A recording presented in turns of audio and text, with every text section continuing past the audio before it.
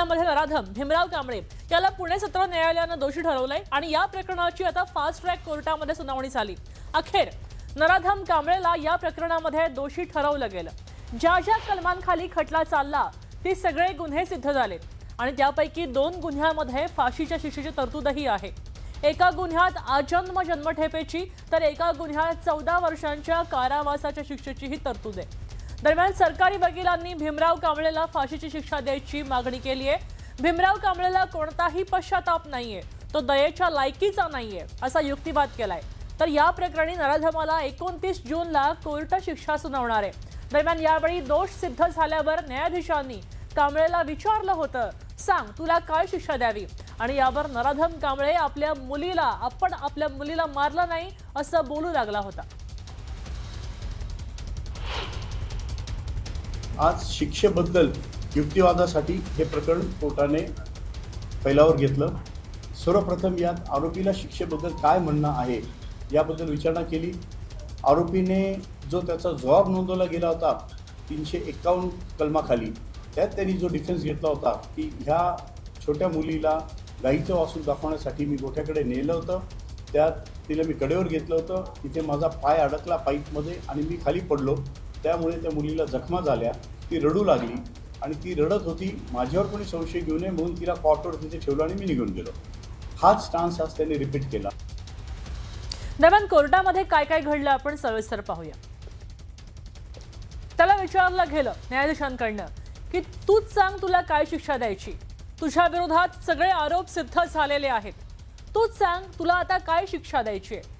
मी तिला घेऊन, आता भीमराव कांबळे काय म्हणाला बघा, मी तिला घेऊन जाताना खाली पडलो आणि तिच्या डोक्याला मार लागला, मी तिला मारलेलं नाही, तू सांगत असलेला इतिहास झाला असं न्यायाधीशांनी पुनरुच्चार केला। तू गुन्ह्यात दोषीही ठरला आहेस, तो प्रसंग आठव आणि सांग तुला काय शिक्षा देऊ। या न्यायाधीशांच्या प्रश्नावर त्यानं काय उत्तर दिलं?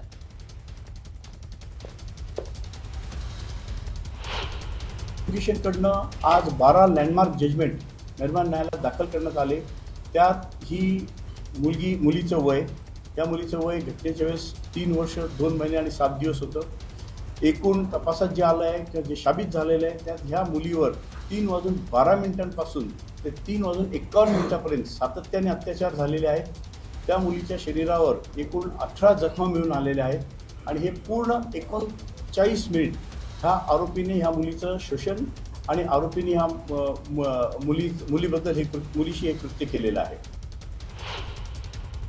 फाशीशिवाय पर्याय नाही, आरोपीला विचारायची गरज नाही, कोर्टाने फाशीची शिक्षा त्याला सुनावली पाहिजे।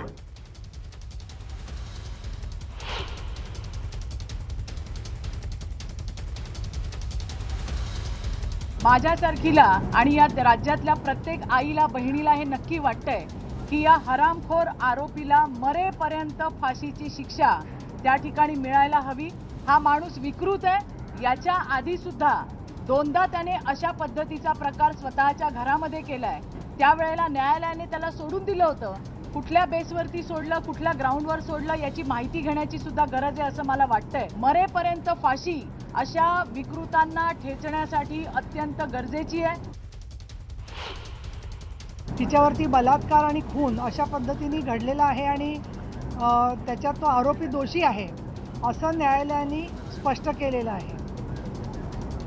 सगळे साक्षी पुरावे अगदी थोड्या दिवसांमध्ये म्हणजे 20 ते 25 दिवसामध्ये कोर्टाच्या समोर चालले आणि 29 तारखेला त्याचा अंतिम निकाल लागणार आहे। तर त्याच्यामुळे तो आरोपी विरुद्ध आहे म्हणून त्याच्याबद्दल कुठलंही कनवाळू धोरण न ठेवता त्यांनी एका अट्टल गुन्हेगार तो आहे हे लक्षात घेऊन असे गुन्हे परत होऊ नये चिमुरड्या मुलींवरती, या दृष्टिकोनातून न्यायालयाने तिथले साक्षी पुराव्यांचा विचार करून फाशीची शिक्षा द्यावी।